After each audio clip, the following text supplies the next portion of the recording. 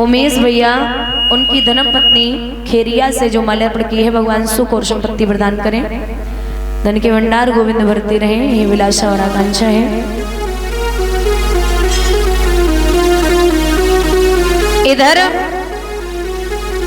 अच्छा, ये भगवान को योगी राज क्यों कहते हैं? अवस्था जो होती है ना, अवस्था वो कई प्रकार की होती है। एक होती है बाल्यावस्था, एक होती है पौगंड अवस्था, एक होती है किशोर अवस्था, और होती है युवावस्था, फिर होती है वृद्धावस्था। 1 से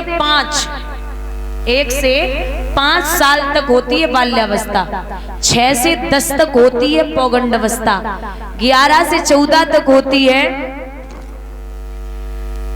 किशोर अवस्था, और 14 के बाद शुरू होती है युवावस्था।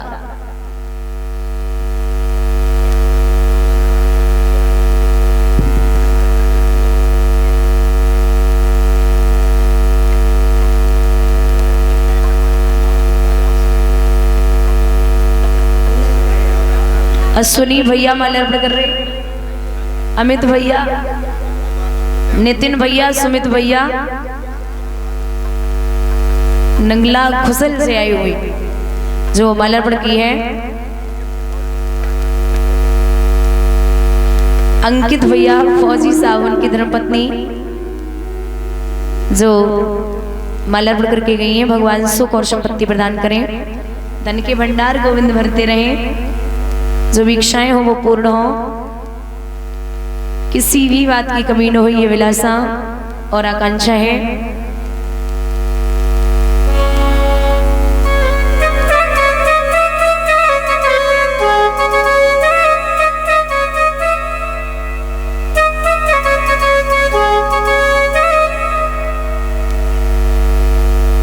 याद रखना भैया, भगवान श्री राम ने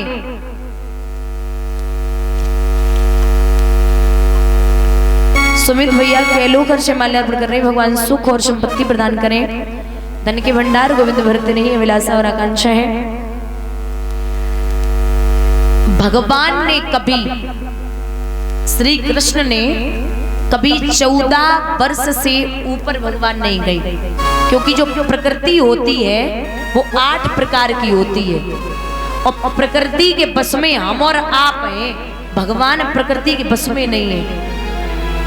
हम पे और आप पे बाल्यावस्था, जवानी और बुढ़ापा और मृत्यु सब होना है, लेकिन भगवान कभी किशोर अवस्था से ऊपर नहीं गए। उन्होंने कभी किशोर अवस्था को पार नहीं किया, क्योंकि भगवान के बस में हमेशा प्रकृति रहती है।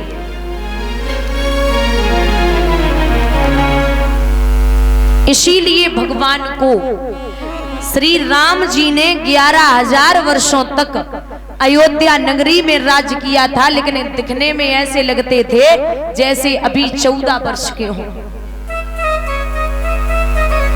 ऐसे कृष्ण के रूप हैं। कथा आती है कि भगवान ने पांडवों का राजसूय यज्ञ कैसे करवाया।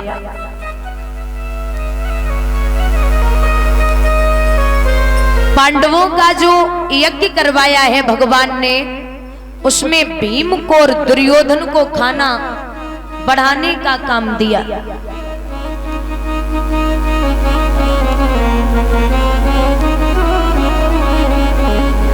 और ये 501 रुपए से सम्मानित कर रहे हैं ब्रजेश भैया, नंगला सेवाराम से आए हुए, भगवान